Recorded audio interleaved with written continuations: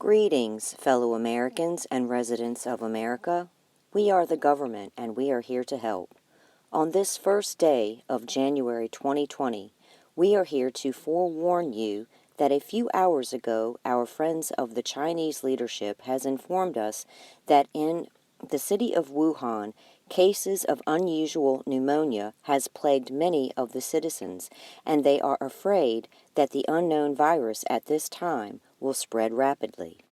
The Center for Disease Control and Prevention will be working closely with the Chinese officials to determine the specifics of this virus, how it spreads, and what we can do to help stop the spread of this virus in the United States.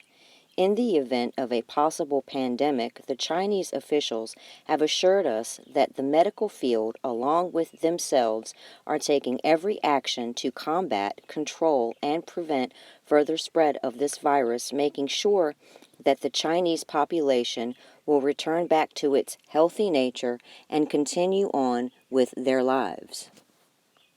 In the meantime, we are asking that everyone living in the United States take part in a pre-preparation in case this virus attacks worldwide. Start now by purchasing and developing a surplus of water, non-perishable foods, toiletries, and sanitizing items. It is also important for all of us to build up our immune systems with supplements such as echinacea with golden seal, elderberry, vitamin C, vitamin D, and zinc. Take precautions by sanitizing your surroundings. Wash your hands often. If you have a cough or sneeze, cover your mouth with your elbow or in a tissue and throw it away. More health remedies and tips will be on the CDC website, and as things develop, we will inform you with updates. One more thing before we close this briefing. We encourage you to remain calm. Be concerned, however, take action as this could get serious. We should have no reason to be fearful. Together, as a people, we will get through this. Remember, we are the land of the free and home of the brave.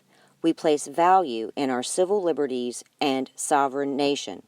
Under the Constitution for the United States, we are a republic for which it stands, one nation, under God, indivisible, with liberty and justice for all.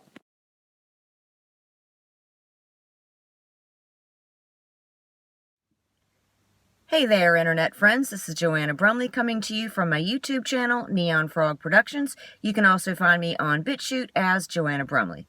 This video will be in reference to the crown bug that's going on and the shenanigans that go along with it here in March 2020. This video will focus more on what's going on behind the scenes based on the events that are happening daily in reference to the coronavirus, to which I call the crown bug. Know the outcome, see the journey is a phrase often said by David Icke. If you are not familiar with David Icke's work, I highly recommend you check him out. First and foremost, before I get started, I want to remind those who have forgotten or educate those who may not know that when something like what we are witnessing right now comes out of nowhere and all of a sudden you find it everywhere, it's an agenda. Any time of crisis, tragedy, hoax, or conspiracy theory politicians, government, or media can get their hands on, they will never let that opportunity go to waste.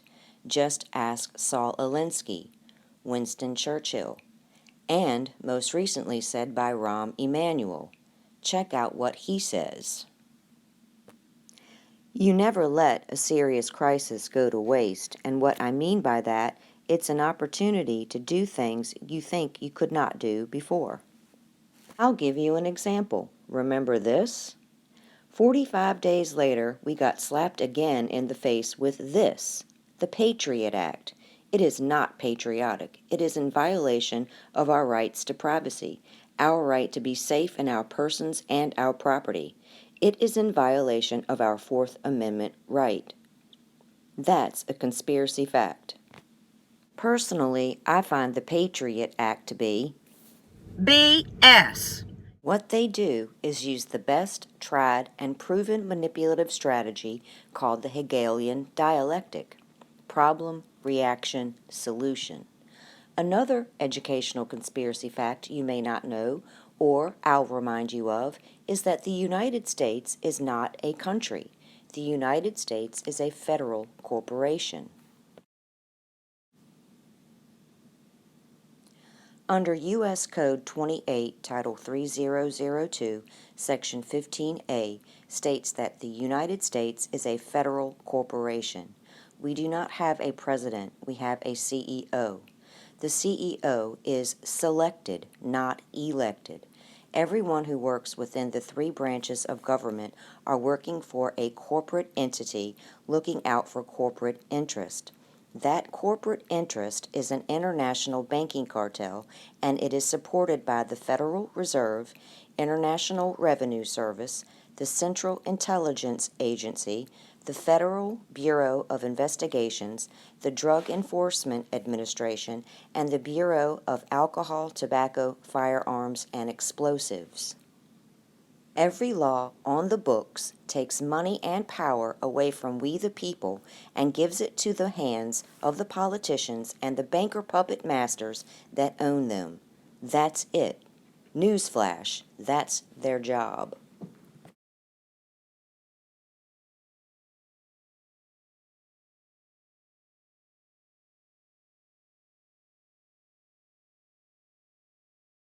In the late 80s, Donald Trump purchased the Taj Mahal Casino in Atlantic City, New Jersey. To combat bankruptcy, a Rothschild Incorporated bankruptcy advisor, Wilbur Ross, struck up a 50% stake in the casino for better debt terms. The Rothschilds are international Zionist bankers.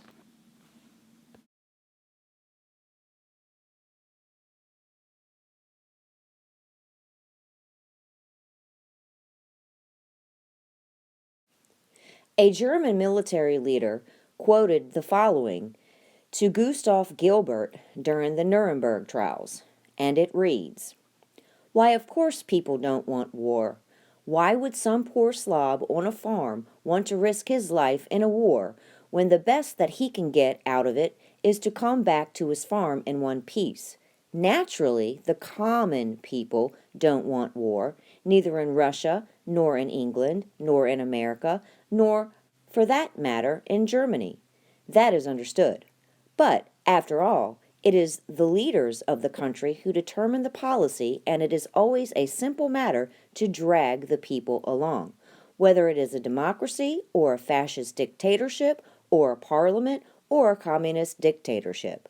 Voice or no voice, the people can always be brought to the bidding of the leaders. That is easy. All you have to do is tell them they are being attacked and denounce the pacifists for lack of patriotism and exposing the country to danger. It works the same way in any country.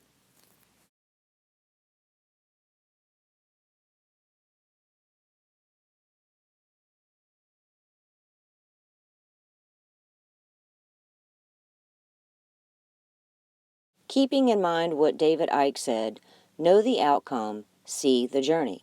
Allow me to take you back in time when the executive order on modernizing influenza vaccines in the United States to promote national security and public health was issued on September 19, 2019.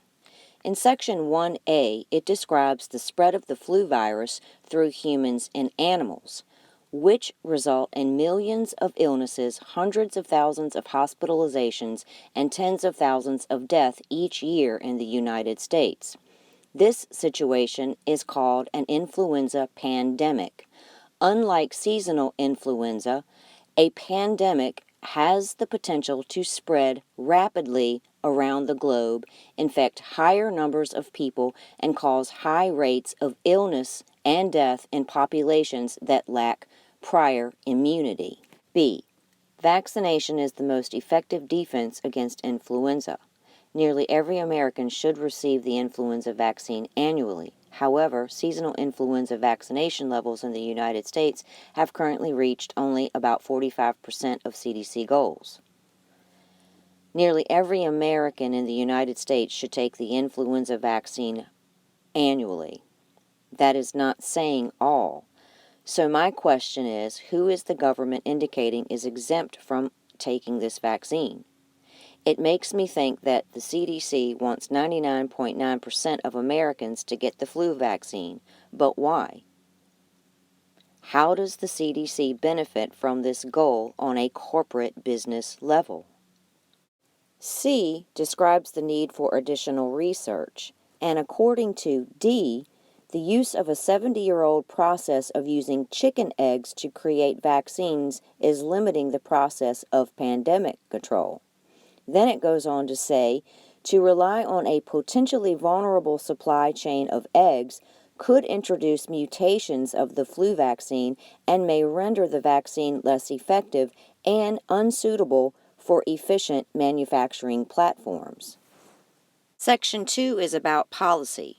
It says that the United States needs to modernize the flu vaccine enterprise/corporate interest. And then it goes on to say this is a public health and national security priority, as influenza has potential to significantly harm the United States, which is a corporation, and their interests, including through large-scale illness and death, disruption to military operations, and damage to the economy. This order directs actions to reduce the United States' reliance on egg-based influenza vaccine production and to support the promotion of increased influenza vaccine immunizations across recommended populations. What are the recommended populations? Section 3 establishes this executive order to have a national influenza vaccine task force. The task force shall identify actions to achieve the objectives identified in Section 2, which is to modernize the flu vaccine, appease military operations, stabilize economy, and promote the vaccine. And B of Section 3 breaks down what the task force is. And looks like there's 10 different departments, agencies, and offices that make up the influenza task force. The executive order states that modifying the 70-year-old process of using chicken eggs to create vaccines is limiting the process of pandemic control. Could the real reason be this? In the past 2 years during the trade war, China has suffered several pandemics. In February 2018 and June 2018, 2 types of bird flu pandemics, killing many chickens. China needs to purchase U.S. poultry products. August 2018, African swine flu. May 2019, an infestation of armyworms. December 2019, coronavirus. And January 2020, bird flu again. China needs to purchase poultry products. Moving forward in the journey, we come to the Event 201.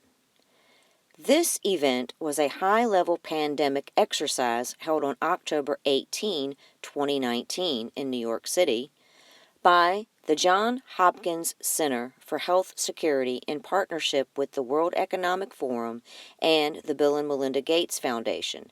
The purpose of this event was to illustrate why public, government, and private enterprise partnerships will be necessary during the response solution to a severe pandemic.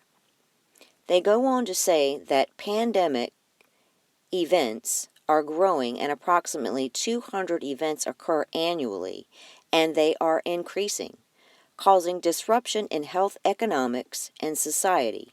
Managing these events are already straining the global capacity even in the absence of a pandemic threat. This sounds like an agenda, maybe a New World Order agenda or a 2030 agenda. And here's where it gets interesting.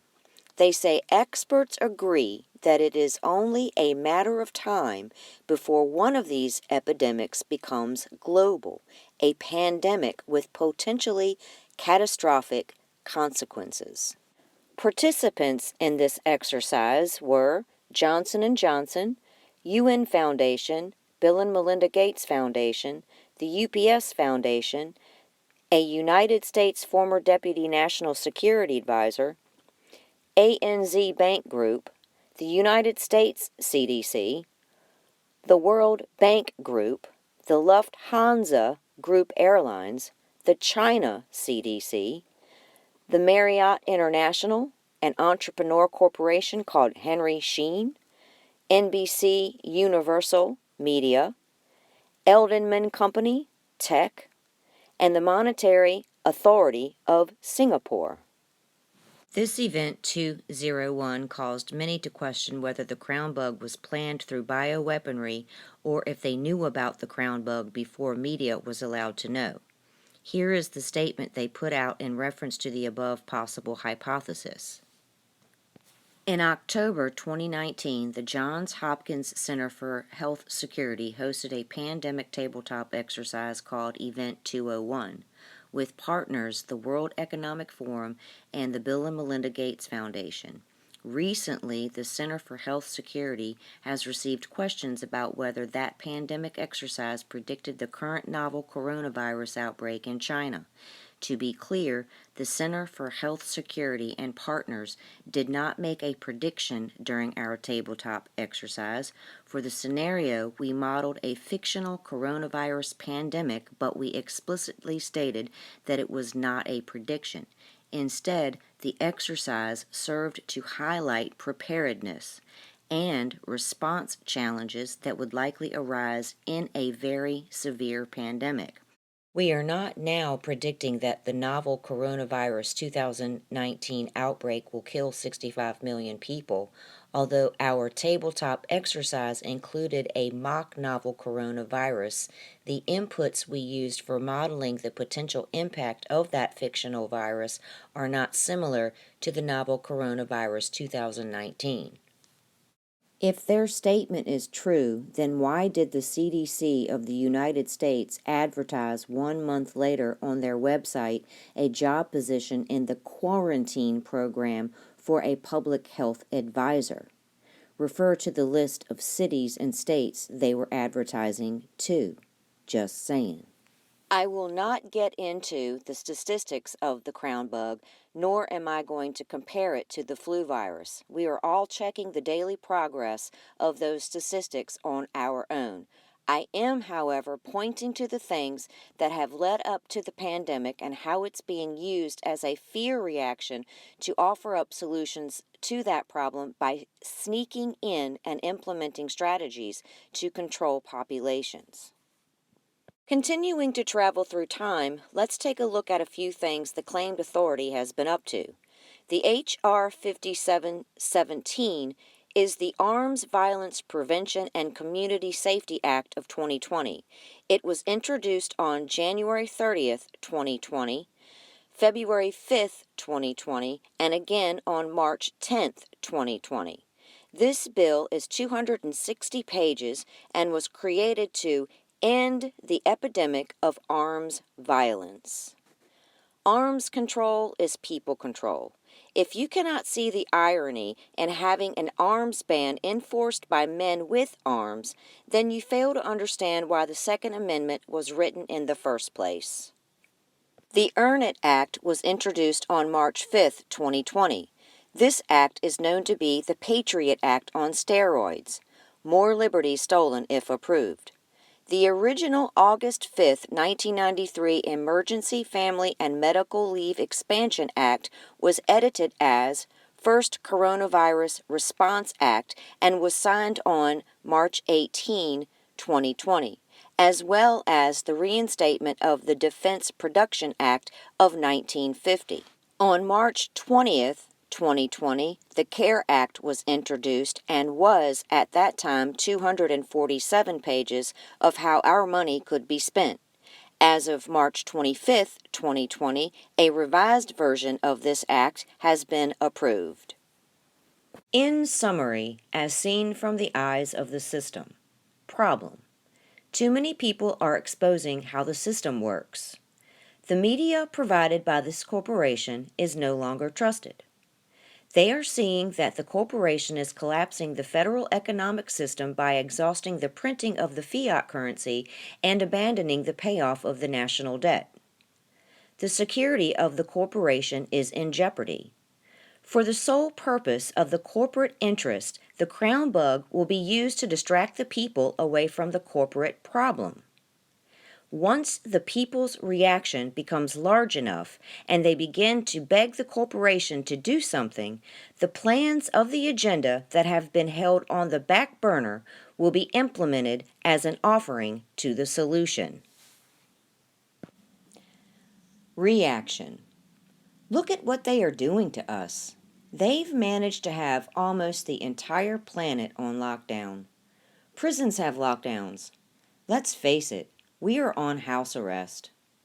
In my neck of the woods, Mrs. Kravitz thinks that she'll get the crown bug by peeking through her blinds while watching 11 teens walk down the street. What is that? Fear? She is so afraid that she's willing to become a tattletale, inform the police without realizing that she will lose her liberties too. People literally spent most of their funds on paper to wipe their rears. Come on now. Yes, the crown bug is real. Yeah, it's here. But if we feed into the fear tactic on purpose, manipulative psychological mind control, then they continue to win. They absolutely want to keep you in a state of fight or flight, fear-based response. They want to keep you in there because they know the longer you stay that way, you will not be able to recognize a real threat. Your blood will flow away from your core and go straight to the appendages to prepare you to either fight or run. They know keeping you in that state is not healthy. Fear will always be the reaction the system uses to get what they want. Solution, as seen in the eyes of the system. A stimulus package, in the name of the CARE Act, a euphemistic title that proves the government will use your money to bail you out. In the name of $1,200, roll out a new digital money system. Can't have competition. Cryptocurrencies are not federally regulated. The Earn It Act violates encryption privacy that could have drastic effects on Bitcoin, Ethereum, Litecoin, etc. Not to mention the allowance of private corporate entities to chime in on private messages from social media apps. National security, another euphemism. National security protects the United States corporation, not you. Usher in martial law, if needed, said corporation. The United States still has a society of armed citizens. The system cannot take full claim over the masses when they are able to protect themselves from tyrannical psychopaths. The 260-page legislation to stop the, quote, epidemic, unquote, of arms violence could take care of that. My Body, My Choice will only apply to the abortionists as Planned Parenthood continues to support the corporate interests. However, My Body, My Choice in the eyes of those who refuse mandatory vaccinations will be looked at as unpatriotic. They will be seen as the person who is deliberately trying to infect the population, to interfere with public health. The system will need to convince its people that their medical sources are the only sources to be trusted. As we all sit here in our living rooms, drinking Corona beer, watching Netflix, what are you going to do? Are you seeing the abolishment of freedom disappearing? Are you willing to be the goldfish in a fishbowl waiting for your owner to feed you and clean your house? Do you like being treated as the frog that slowly dies in a pot of boiling water? Shouldn't we take a long, hard look into the mirror and ask ourselves, how did we contribute to this worldwide pandemic? Do you know that you are created by a source of energy so powerful, a consciousness so full of pure love, a source that has given you everything you need to survive and thrive in this time-space continuum? I'll ask you again, what are you going to do?